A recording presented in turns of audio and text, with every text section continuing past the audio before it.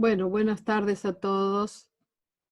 Hoy vamos a comenzar con el capítulo 4 del libro de Prabhat Ranjan Sarkar, que se titula Compendio de Microvita. A las personas que ven este vídeo por primera vez, les aconsejo, les sugiero que busquen en YouTube el capítulo 1, 2 y 3 del mismo libro para comprender bien. Lo que sí podemos decir es que Microvita es la emanación misteriosa de la mente cósmica, que microvita quiere decir pequeña expresión de vida, la expresión más pequeña, diminuta de vida. De tal modo que imagínense, 20 millones de microvita pueden formar un átomo de carbono. Entonces, el autor de este libro dice que es microvita el inicio de la vida y no los átomos de carbono. Es un tema muy interesante porque habla de, digamos así, son seres diminutos y que emiten una vibración, nacen, mueren, funcionan de acuerdo a la dirección de la mente cósmica. Se transfieren y se trasladan de una galaxia a otra digamos así, en tiempo inmedible por el conocimiento humano. Pueden atravesar nebulosas, diferentes climas atmosféricos y no les hace absolutamente nada. Bueno, muy bien. Vamos a empezar con el capítulo de hoy, que se llama La neoética de la salvación multilateral. Es un capítulo largo, así que vamos a ver hoy una parte y luego en otro momento, la próxima vez, la segunda parte. Dice, hasta ahora los científicos estaban bajo la impresión de que ninguna estructura puede existir sin base carbónica, es decir, la supervivencia, multiplicación y desintegración de cualquier estructura no es posible sin un sustento carbónico. Es decir, que digamos que los científicos tenían la impresión de que ninguna estructura puede existir sin una base carbónica. Por eso dice, la supervivencia, multiplicación y desintegración de cualquier estructura no es posible sin un sustento carbónico, es decir, sin que tenga esta cualidad carbónica. Las estructuras carbónicas y no carbónicas obtienen su estructura atómica de los microbitas. En teoría, los microbitas requieren un espacio, pero no en el reino de lo físico. O sea, las estructuras carbónicas y no carbónicas obtienen su estructura atómica de los microbitas. Quiere decir que es la solidificación, la acumulación de estos microbitas lo que crea las estructuras carbónicas. Como he dicho antes, un átomo de carbono está compuesta por millones de microbitas. Dice, en teoría los microbitas requieren un espacio, pero en el reino de lo físico, pero no en el reino de lo físico. Es decir, claro, si hay un microbita, por más sutil que sea, requiere un espacio, pero no en el aspecto físico, no ocupa lugar. Una estructura carbónica requiere un espacio en teoría y en la práctica. Microbitum no es de origen carbónico. Dejemos considerar el caso de la estructura de un átomo de carbono. Un átomo tiene un núcleo alrededor del cual giran los electrones. El peso de un átomo se decide por la masa de su núcleo. La diferencia entre dos átomos es principalmente una diferencia nuclear. O sea, un átomo tiene un núcleo alrededor del cual giran los electrones. El peso de un átomo se decide por la masa de su núcleo. La diferencia entre dos átomos es principalmente una de diferencia nuclear. Respecto a esto, la masa de los satélites es de poca importancia. Si el núcleo de un átomo se divide, seguramente se liberará tremenda energía o calorías. Es verdad que cada estructura protozoica está basada en átomos de carbono. Sabemos que el cuerpo físico está compuesto de, de células metazoicas y protozoicas, ¿ok? Una célula, digamos así, una célula metazoica está compuesta de células protozoicas. Muchas células protozoicas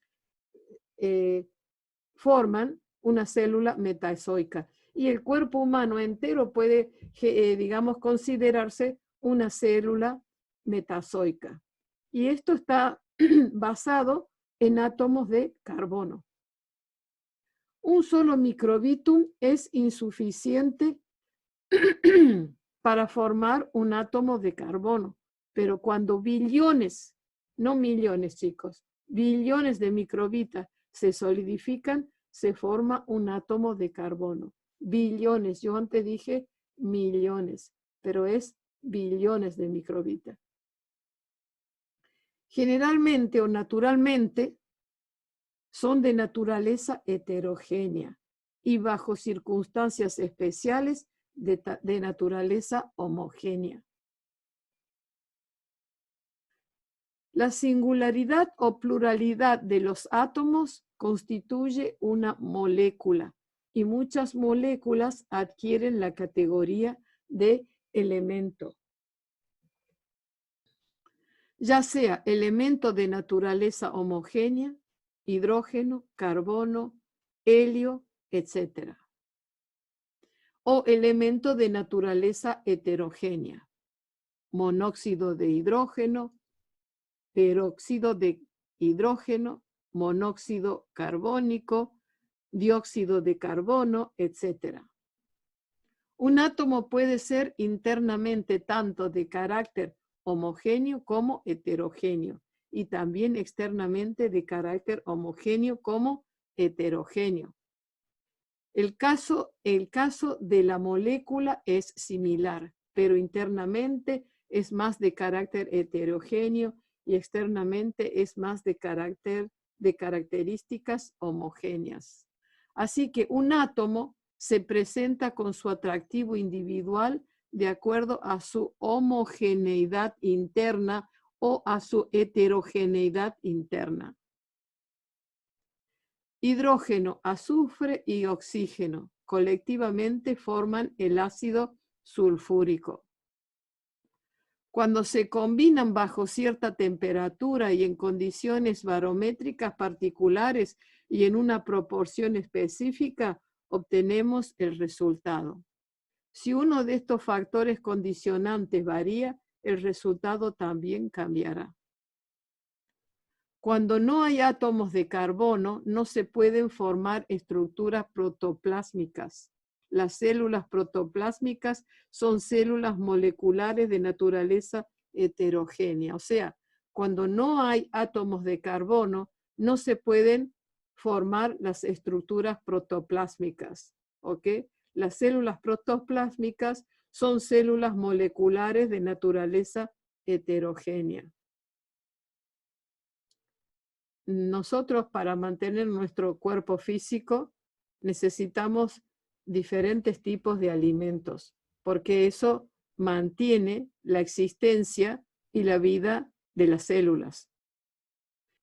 Si el núcleo de las células protoplásmicas es partido, se libera innumerables veces más energía que en una explosión nuclear. Obviamente, los cuerpos vivientes, estando compuestos de incontables células protoplásmicas, poseen enormes proporciones de energía, algo que está más allá de la comprensión ordinaria.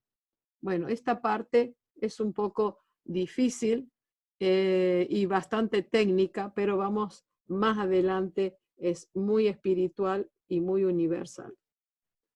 Billones de microbitas producen un solo átomo de carbono.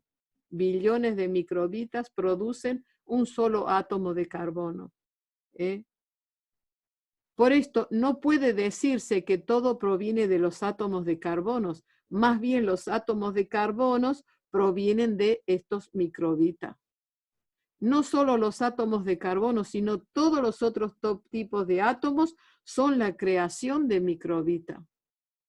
Naturalmente, la química, la bioquímica y todas las otras ramas asociadas de la ciencia experimentarán un cambio revolucionario.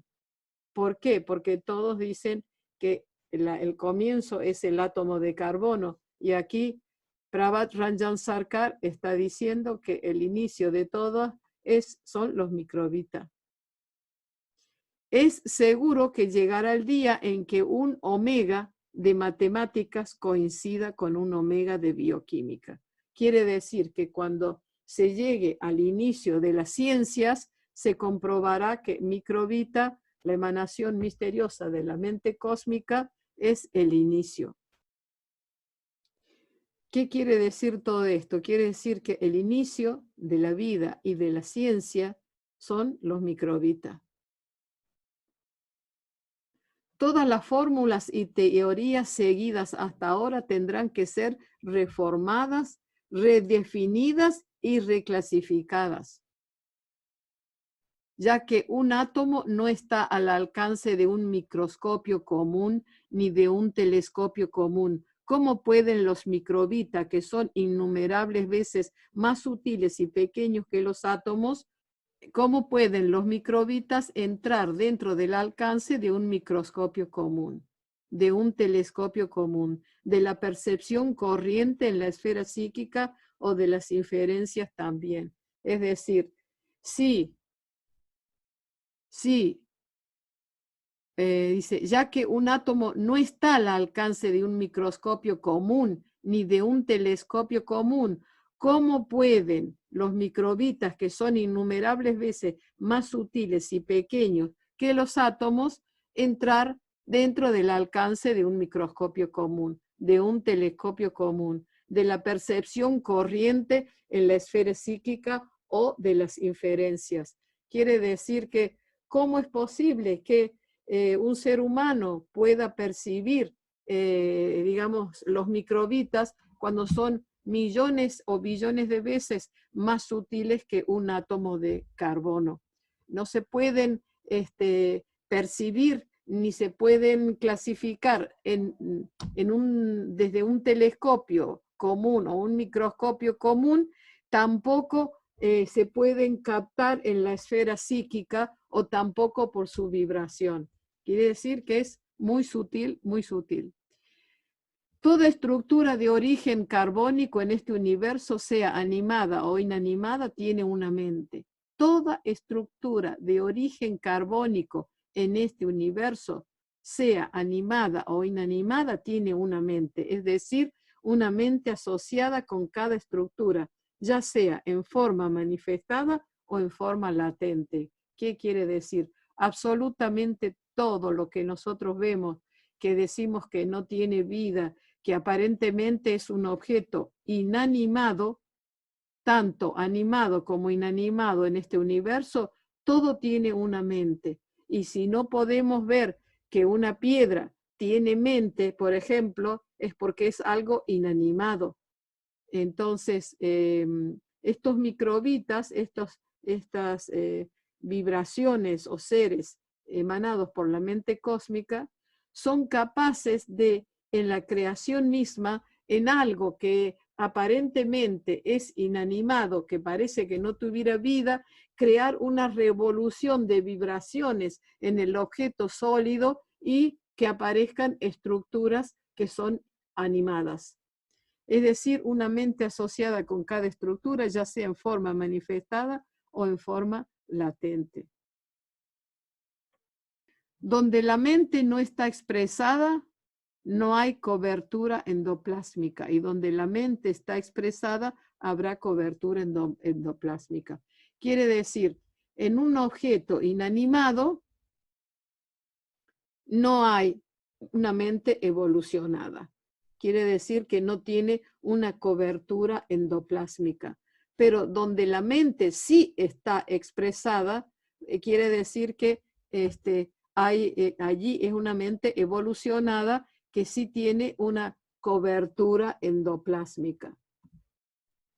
Baba utiliza estos términos científicos que la ciencia no digamos así, que la ciencia los utiliza porque el endoplasma existe, pero se utiliza de otra manera por la ciencia actual. Baba le da otra connotación. Quiere decir que cuando la mente es más evolucionada, tiene una cobertura endoplásmica y entonces la mente se expresa a través de un insecto, de un animal, de una persona, etcétera. Pero cuando no hay cobertura endoplásmica, entonces parece una cosa inerte que no tiene vida. Donde haya mente se requiere de sustento tanto de naturaleza carbónica como de naturaleza no carbónica. Digamos así, donde haya una mente expresada, ¿no? Se requiere, dice, tanto de naturaleza carbónica como de no carbónica. Es decir, en una mente desarrollada, es para que la mente siga existiendo, necesita digamos así, necesitan existir dentro de esa mente objetos o pensamientos que pueden ser sutiles o pueden estar relacionados con el mundo material. Por eso le dice carbónica como no carbónica. ¿Ok? Cuando el sustento psíquico es de naturaleza carbónica, el movimiento psíquico es hacia lo burdo. Y si el sustento psíquico no es de naturaleza carbónica, el movimiento psíquico es hacia lo sutil. ¿Qué quiere decir? Si nosotros, digamos, nuestra mente tiene dos opciones. Una es dirigirse hacia lo material y otra es dirigirse hacia lo sutil. Si la mente solo se dirige hacia lo material, pues se crudifica. Digamos así, el quid de la cuestión, el secreto de la cuestión y de la existencia en la vida humana es cuando nuestra vida tiene un equilibrio entre lo material y lo inmaterial. Es decir, si solamente tenemos el objetivo material, nuestra mente se contrae, se crudifica. Y si solamente tenemos un objetivo demasiado sutil y abstracto, la mente, si no tiene una idea espiritual, la mente se puede perder, digamos así, en lo abstracto.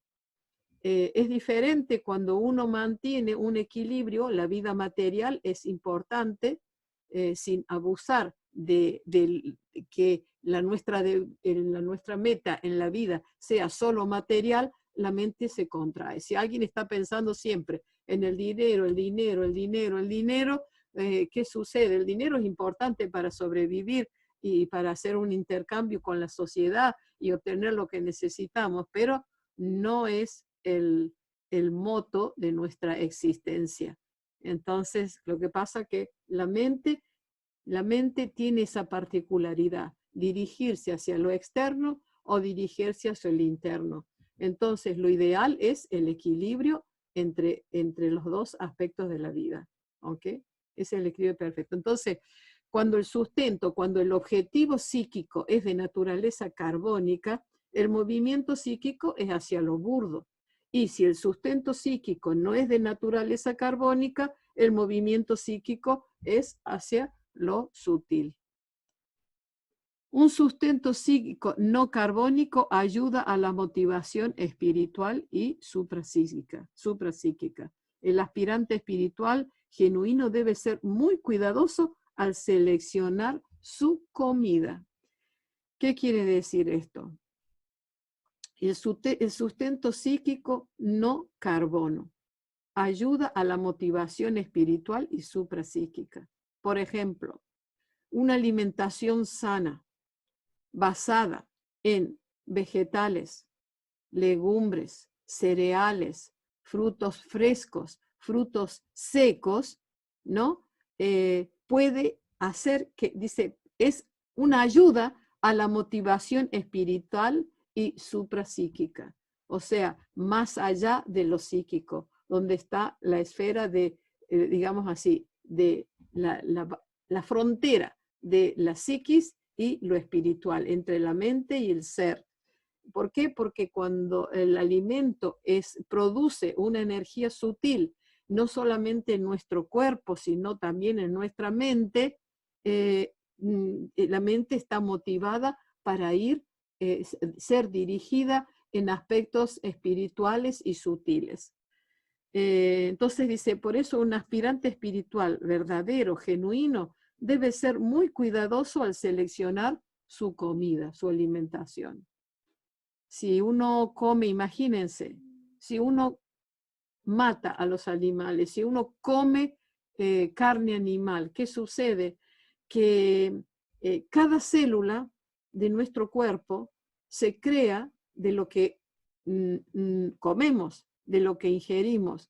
Entonces, si la naturaleza del alimento es sutil, va a crear en nuestra mente una vibración sutil. Si el alimento es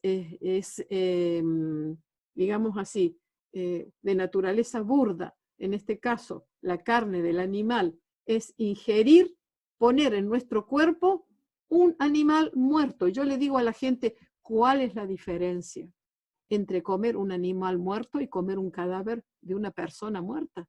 ¿Seríamos capaces de comer un cadáver? No, no seríamos capaces, ¿no es cierto? De la misma manera, ¿por qué comer un animal muerto? Entonces en nuestro cuerpo se crean las células, la sustancia de la alimentación se transforma en células y las células tienen una mente individual. O sea que las células que están compuestas de la alimentación no sutil, que producen una energía estática en nuestra mente, hacen que nuestra mente se crudifique. Y cuando son alimentos que causan una vibración espiritual, cada célula de nuestro cuerpo se enriquece con ese alimento y emiten una vibración más sutil que ayuda a nuestra mente humana a evolucionar. Por eso dice, es muy importante la alimentación. Pues un sustento psíquico no carbónico ayuda a la motivación espiritual y suprapsíquica. El aspirante espiritual genuino debe ser muy cuidadoso al seleccionar su comida, ¿ok?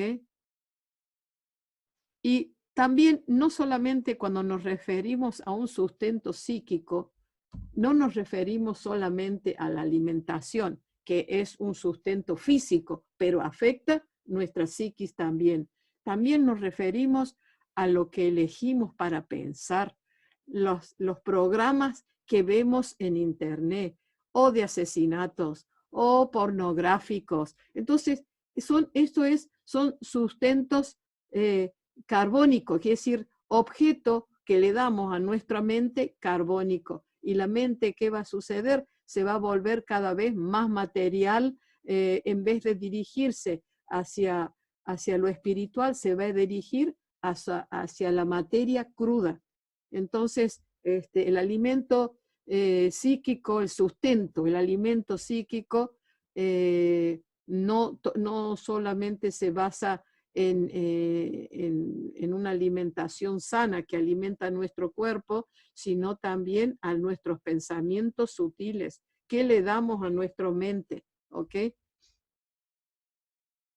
El sustento de naturaleza carbónica ayuda en mantener y nutrir a la estructura física. El sustento de naturaleza carbónica ayuda a mantener y nutrir la estructura física, y el sustento de naturaleza no carbónica ayuda a fortalecer la estructura psíquica. Bueno, está muy claro aquí. El sustento de naturaleza carbónica ayuda a mantener y nutrir a la estructura física, y el sustento de naturaleza no carbónica ayuda a fortalecer la estructura psíquica. El consumo de cada vez más sustento carbónico defectuoso afecta negativamente el triángulo psíquico de fuerzas e impide así el progreso psicoespiritual personal. El consumo de cada vez más sustento, alimento carbónico defectuoso, ¿cuál es el sustento carbónico defectuoso? La carne, los huevos, las setas, el pescado, el pollo, el tabaco, el alcohol, ¿ok? Entonces dice, afecta negativamente al triángulo psíquico de fuerzas e impide así el progreso psicoespiritual personal. El triángulo de fuerzas quiere decir, digamos así, el triángulo existe, es un triángulo psíquico, también hay un triángulo físico, también hay un triángulo espiritual de fuerzas, ¿no? Que componen y que mantienen esa estructura física, mental o espiritual. Entonces, cuando nos alimentamos o actuamos de manera burda, se descarría, se descompone, se desarma ese triángulo de equilibrio en el aspecto físico, también en el psíquico y también en el espiritual. Entonces es importante para mantener el equilibrio en el aspecto físico, mental y espiritual, respetar las reglas de la naturaleza para nuestra supervivencia. Podría llegar una fase en la que la estructura física casi careciera de mente. Claro, quiere decir que tanto ingerir alimentos o pensamientos que son más bien carbónicos por la naturaleza, que nos lleva, digamos, a que nuestra mente se pierda esa esencia de lo que es la sustancia mental. Entonces, ¿qué sucede? Que la estructura física de nuestro cuerpo, que también tiene está compuesta de células, las células esas también se volverían, digamos así, burdas, materiales. Entonces, por eso dice, podría llegar el momento en que la estructura física casi careciera de mente, porque la mente en las células también se vuelven burdas, ¿no es cierto? Hace 2 semanas más o menos estábamos hablando de que cómo mantener las células de nuestro cuerpo a través de la vitamina C liposomada, y estábamos hablando de esa alimentación y de la importancia de la vitamina C, cómo debería estar, digamos, rodeada de una grasa sana para poder penetrar las células y dar esa energía. Entonces, eso es lo que da vida física, pero también una vida sana mental. Si uno alimenta su cuerpo con cosas que son de naturaleza burda, y también siempre elige los pensamientos, digamos, dirigir la mente hacia lo burdo, entonces por eso dice así que llegaría el momento en que la estructura física casi carecería de mente, porque todo se va transformando en materia. ¿Okay? La fábula mitológica de Ahalia que se convirtió en piedra por un pecado que cometió en la epopeya del Ramayana, podría citarse como un caso de estos. Bueno, Ramayana es una, digamos así, es una historia mitológica en la que había un personaje que se llamaba Ahalya, que se convirtió en piedra por un pecado que cometió en la epopeya del Ramayana. Podría citarse como un caso de estos. Es que si se vuelve piedra por la conducta que ha tenido, por los alimentos que ha tomado, etcétera, etcétera. En este caso sería por su proceder. También esto crudifica la mente. De ahí vienen los principios de ética universal. Cuando la gente se desprende del sustento no carbónico y se absorbe cada vez más en el sustento carbónico, hay dos efectos dañinos como consecuencia. A ver, cuando la gente se desprende del sustento no carbónico y se absorbe cada vez más en el sustento carbónico, hay dos efectos dañinos como consecuencia. O sea, cuando uno no sigue un equilibrio en la vida, en lo físico y en lo mental, por eso dice, cuando la gente se desprende del sustento no carbónico, o sea que es más sutil y cada vez más se compenetra en los carbónicos, hay dos efectos dañinos como consecuencia.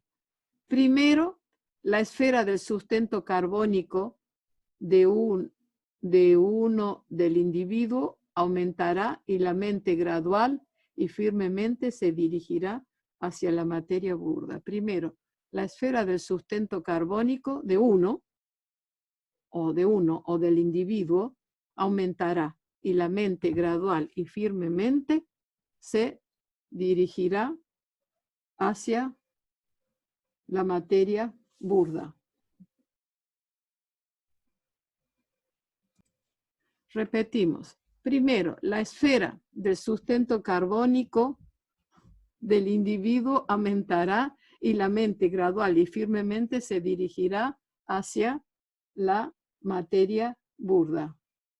Si uno deja de alimentarse o de pensar en aspectos carbónicos, entonces la mente se dirigirá más hacia la materia burda. Segundo, la mente individual pensará en términos de devorar el sustento carbónico de los demás. Esta es la explicación psicológica del imperialismo. Fíjense, chicos. Si una persona aumenta en su alimentación diaria, que el aspecto de la alimentación que para mantener el cuerpo físico sano también afecta nuestros pensamientos, ¿ok? Entonces, si más alimentos carbónicos ingerimos, entonces vamos a crear en nuestra mente, digamos así, ese anhelo de, vamos a aumentar ese pensamiento, esa actitud carbónica o burda, y vamos a crear en nuestra mente ese anhelo de devorar digamos así, la esencia, digamos, de otras personas. Es decir, esta dice así, es la explicación psicológica del imperialismo. ¿Ok? Fíjense, la manera de actuar, porque lo que comemos no afecta solo nuestro cuerpo y lo que pensamos no afecta solo nuestra mente, afecta el alimento, afecta nuestra mente y lo que pensamos afecta nuestro cuerpo. Entonces se generan unas actitudes, unas tendencias digamos así, psicológicas de la forma de actuar en la vida. Y por eso dice acá, esta es la explicación psicológica del imperialismo. Querer más devorar las tierras de los demás, devorar la libertad de los demás. Y es lo que estamos viviendo en este momento, ¿ok? Esta filosofía de Baba no se basa en ninguna filosofía que existe o haya existido, digamos así, socialmente. Se basa en una filosofía espiritual, universal, del pasado, del presente y del futuro. Tiene mucha enseñanza, mucho conocimiento.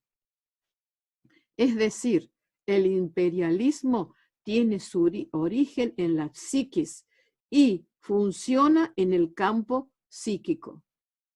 O sea, funciona en el campo psíquico. Cuando se expresa internamente, adopta varias formas como capitalismo, Estado capitalista, comunismo, nacionalismo, comunalismo, parroquialismo, provincialismo, socialismo, imperialismo de casta, machismo, lingüismo, etc. Interesante, ¿verdad? ¿Quién ha dicho esto? ¿Quién ha dado una explicación de esta influencia de nuestros alimentos físicos, de cómo alimentamos nuestra psiquis con los pensamientos, con lo que vemos, lo que leemos, cómo vivimos, cuáles son nuestros pensamientos que forman la estructura mental? Y así estamos viendo el resultado, ¿ok? Me gusta leer esto. Dice, cuando se expresa internamente adopta varias formas como capitalismo, Estado capitalista, comunismo, nacionalismo, comunalismo, parroquialismo, provincialismo, socialismo, imperialismo de castas, machismo, lingüismo, etc. ¿Será el coronavirus? ¿Tendrá algo que ver con esto? ¿Es verdad? Es verdad lo que hay gente que dice que hay. No, yo no voy a propagar esta idea porque no sé si es verdad. Una combinación de mentes maquiavélicas con la 5G y los polvos y todas estas cosas. No sé si es verdad eso, chicos. No sé. Lo que sí sé es que todo esto que está pasando en el mundo, todos estos ismos que están pasando en el mundo, en su momento, cuando la conciencia cósmica lo sepa oportuno, el cambio será. Y los que son vivos hoy, los que explotan el resto de la humanidad, van a recibir su, digamos así, la ley cósmica. Y de la ley cósmica nadie se escapa, chicos. Nadie se escapa. Nadie. Bueno. Dice, las cuales son todas enfermedades psíquicas en varias formas y figuras. Una vez fui a un pueblo grande en donde el idioma de la gente era el bengalí, dice el autor, Pravat Ranjan Sarkar. Una vez fui a un pueblo grande en donde el idioma de la gente era el bengalí, pero incluso en la escuela primaria se enseñaba el hindi, sustituyendo a la lengua materna. Este es un ejemplo patente de imperialismo lingüístico, donde hay sitios donde se reprime a la gente, se oprime a la gente para que no hable su idioma, que es su idioma local y natal. Guiada por esta enfermedad psíquica, una superpotencia introduce por la fuerza sus propios intereses nacionales en otros estados más débiles para establecer su autoridad políticamente, militarmente, etc. ¿Qué desenmascaración? Desenmascarar a lo que está pasando hoy en nuestro mundo, en nuestra querida tierra, guiados por esta enfermedad psíquica, una superpotencia, introduce por la fuerza sus propios intereses nacionales en otros estados más débiles para establecer su autoridad políticamente, militarmente, etc. Un poder imperialista quiere dominar y explotar a otras unidades sociopolítico-económicas como una expansión, perpetración y consolidación de sus propios intereses. No lo hacen por ayudar, lo hacen por dominar y por implantar sus propios intereses. Un grupo lingüístico poderoso reprime a otros grupos lingüísticos minoritarios. Las llamadas castas superiores subyugan a las llamadas inferiores en la sociedad y absorben su jugo vital bajo muchos pretextos y disfraces. Bajo muchos pretextos y disfraces.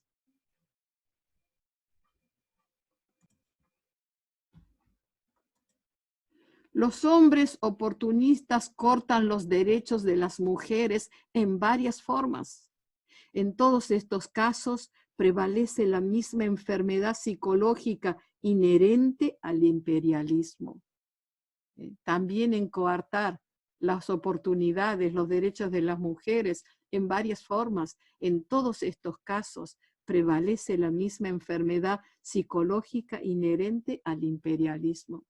El imperialismo es inhumano, va contra el espíritu del neohumanismo, el verdadero humanismo.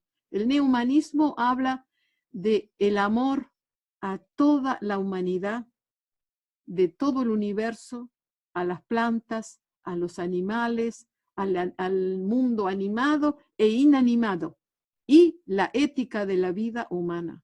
Entonces el imperialismo es inhumano. Va contra el espíritu del neohumanismo y la ética de la vida humana. Está en detrimento de Prama Sambridi, Prama Ridi y Prama Siddhi en la sociedad humana. Quiere decir, el imperialismo va en contra del equilibrio, de ese triángulo perfecto en la vida física, en la vida psíquica y en la vida espiritual de la sociedad humana. El imperialismo es una enfermedad y algún día se va a terminar. Se va a terminar porque todo lo que una persona hace, hasta nuestro propio pensamiento, emite una vibración que da toda la vuelta al universo y viene y nos golpea de atrás.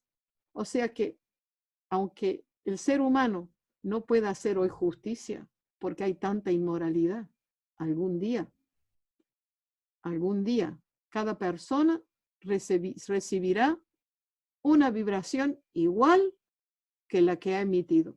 Entonces, es muy importante hacer el bien, pensar bien, comer sano, pensar sano, para nuestro progreso espiritual, para la felicidad de nuestra familia pequeña, de nuestra familia universal, para la felicidad de todo el universo.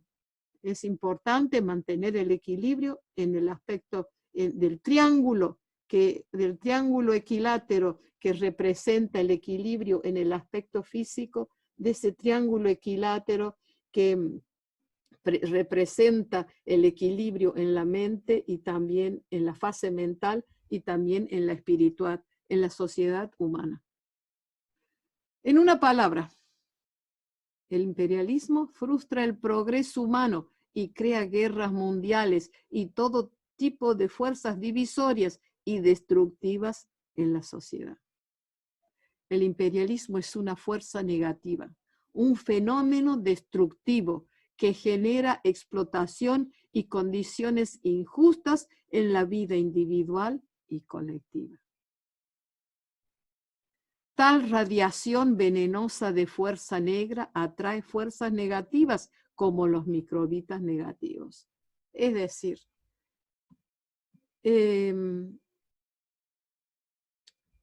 la radiación de nuestros pensamientos si son positivos, van a generar energía positiva y van a atraer los microbitas o esa fuerza espiritual o psicoespiritual positiva, ¿ok? Y va a ayudar en el progreso individual, colectivo de toda la humanidad y de todo el universo. Baba dice que si una hormiga muere antes de tiempo, afecta al equilibrio del universo. O sea, ¿qué estamos haciendo los seres humanos? Estamos afectando solo nuestro hogar, que es este planeta, y que este planeta es parte de este gran universo. Estamos afectando todo con nuestros pensamientos, con nuestras acciones. Entonces está en nosotros cambiar todo lo que pasa. Yo personalmente pienso que estos virus que atacan a la humanidad de tiempo en tiempo son el resultado de las fuerzas negativas colectivas de la sociedad en la que vivimos. Esos microbitas negativos intensifican y extienden la actividad demoníaca del imperialismo en todos los aspectos de la sociedad humana. Estos microbitas negativos intensifican y extienden la actividad demoníaca del imperialismo en todos los aspectos de la sociedad humana. O sea, si pensamos positivos, vamos a intensificar el bien que va a afectar toda nuestra existencia en todos los aspectos de la vida.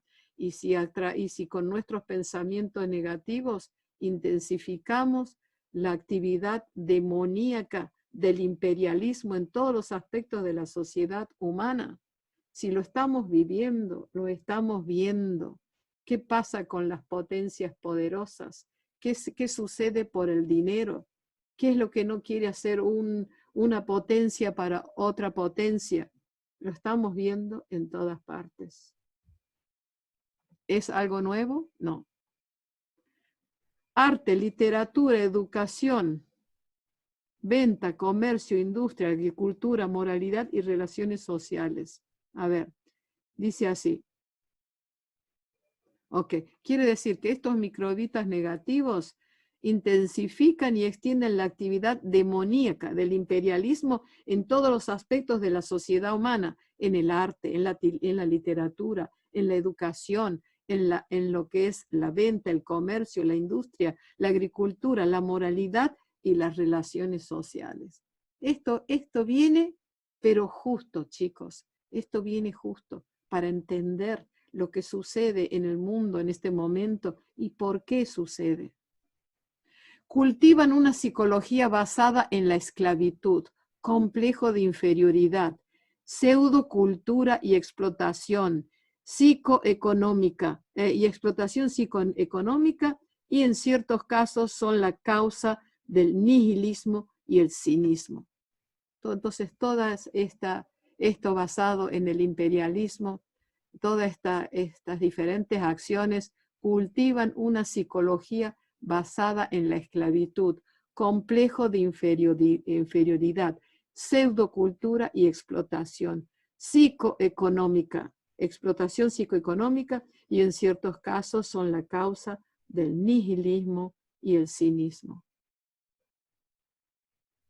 En base a destruir el imperialismo que está profundamente arraigado en las psiquis humanas, es indispensable la neoética basada en los siguientes puntos. Ahora vamos a ver qué es la neo. La neoética, la neo quiere decir el verdadero, la verdadera ética, el neohumanismo, el verdadero humanismo. No tiene nada que ver esto con el nazismo y lo que conocemos como la neo aquí en el mundo, y especialmente en Europa. Neo quiere decir el verdadero, y no hay nada verdadero más que el neohumanismo. Por eso dice, porque es una cosa, es una filosofía universal que no le pertenece a ninguna casta, que no le pertenece a ningún poder, que no le pertenece a ninguna nación. Es universal. y es propiedad e idea de la conciencia cósmica, porque los seres humanos podemos disfrutar de este universo, y el universo es nuestro.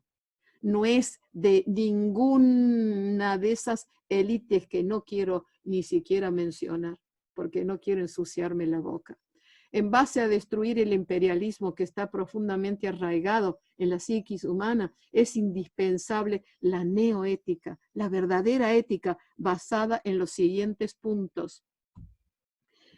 Se debe aceptar a la entidad macrocósmica como el desideratum, la meta suprema de la vida humana.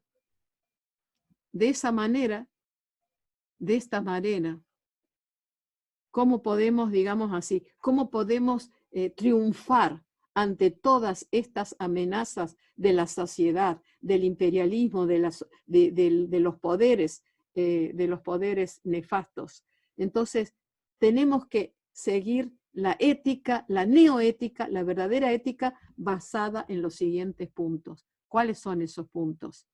Para poder transformar a la humanidad y hacer que sea universal, se debe aceptar a la entidad macrocósmica como el desideratum supremo de la vida humana. Entonces, cuando toda la humanidad acepte a la entidad cósmica como la meta suprema de la vida humana, eso va a unir a las personas, porque no está, digamos así, no se basa en ningún ismo. Y el punto número 2 se dice, debe haber un ajuste feliz y una combinación equilibrada entre el sustento carbónico y el alimento no carbónico. Quiere decir, debe haber un equilibrio, un equilibrio para que haya un ajuste feliz, entre el sustento carbónico, entre lo que elegimos, que es burdo, y en lo no carbónico, en lo sutil. Debe haber un equilibrio adecuado en todos los aspectos de la vida, en nuestros pensamientos, en nuestros alimentos que mantienen nuestra salud física, en nuestras ideas, pensamientos, acciones que son parte que nacen de la profundidad de nuestra mente. Tiene que haber, entonces son dos cosas importantes para la neoética. La conciencia cósmica es el desideratum supremo de nuestra vida, y el otro es que debe haber un equilibrio adecuado entre el sustento carbónico y el alimento no carbónico. Entonces, entre lo material y lo no material. Esta es la neoética de la presente era. Esta es la verdadera ética, la nueva ética, la siempre existente ética de esta nueva era. Una panacea para los males sociales, imperialistas del presente, y un engranaje para los desórdenes psíquicos. O sea que esta nueva ética basada en la ideación cósmica, que es la meta suprema de nuestra vida, y un equilibrio entre lo carbónico y no carbónico, esto es la panacea para los males sociales imperialistas del presente y un engranaje para los desórdenes psíquicos. Quiere decir, nos va a ayudar no solo físicamente, socialmente, sino también en los desórdenes psíquicos. La aplicación de la neoética conducirá a la salvación multilateral de la sociedad humana.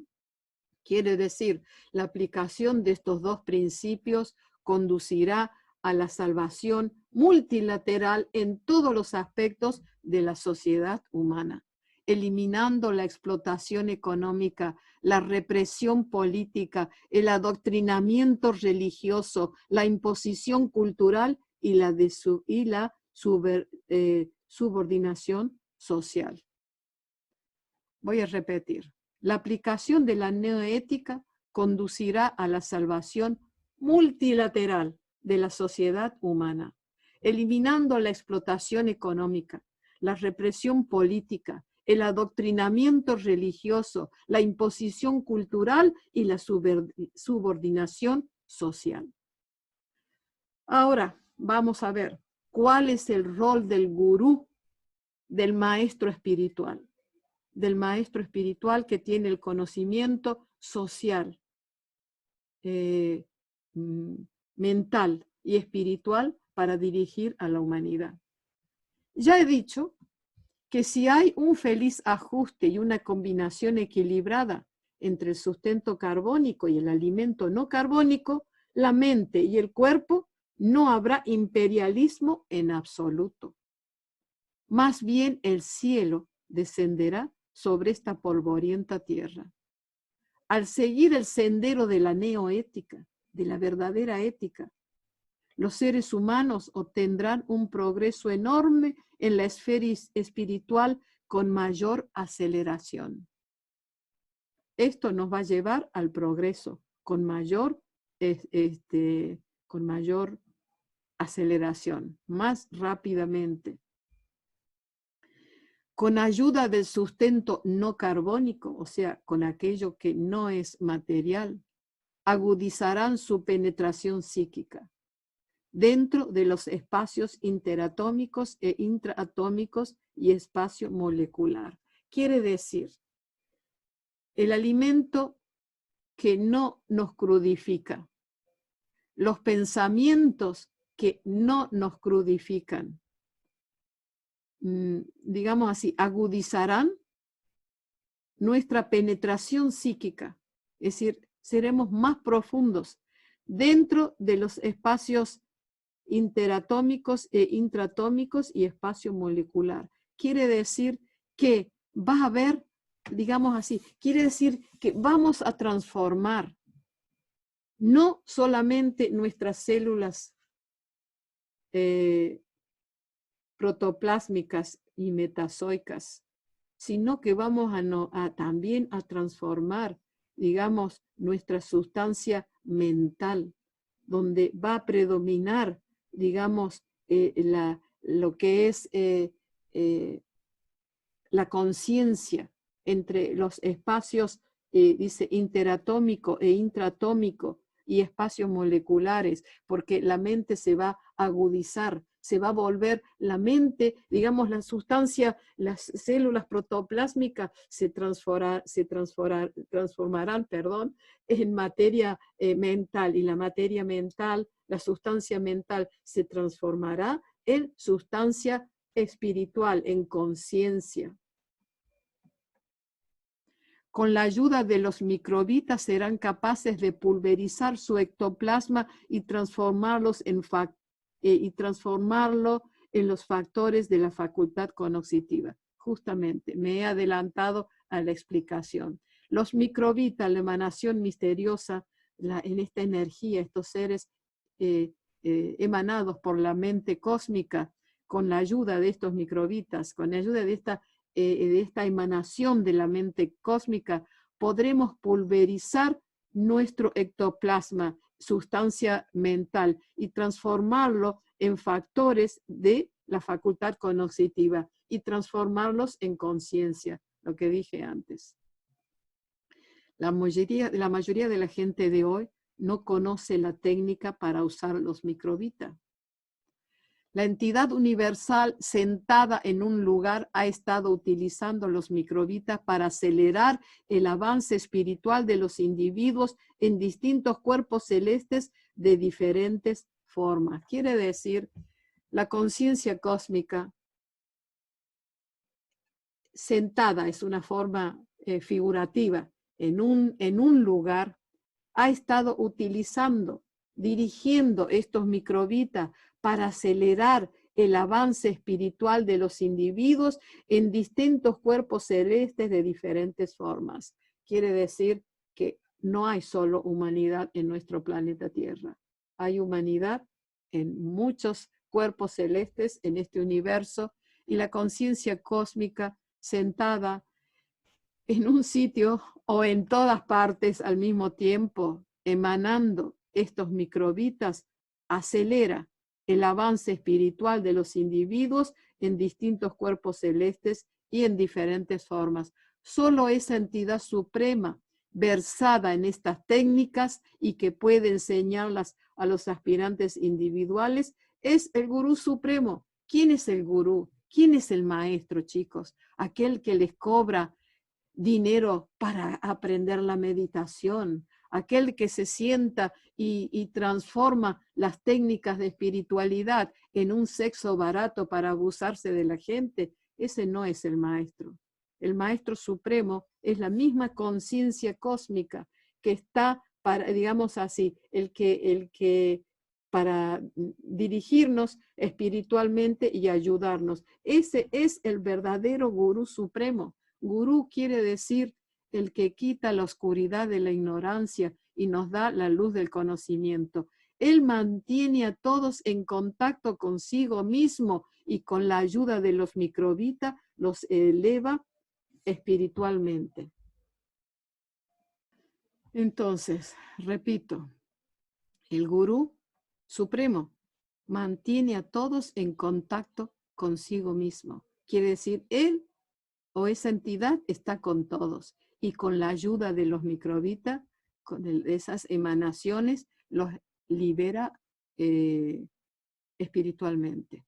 Los seres vivientes, por medio de su propio esfuerzo individual, solo pueden alcanzar un pequeño progreso en el mundo carbónico, en el mundo material.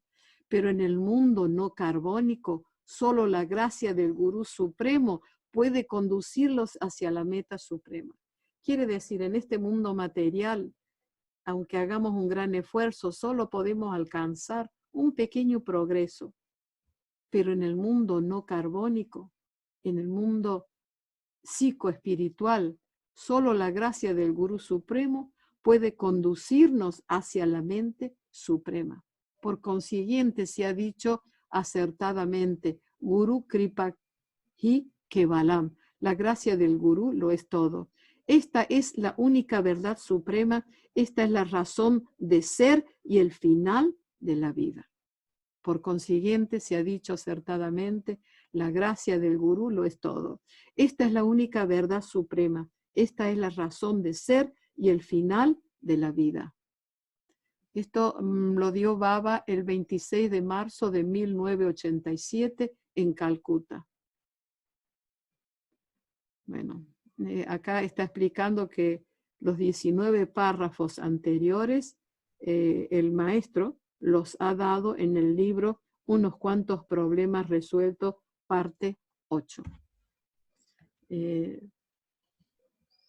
Los invito a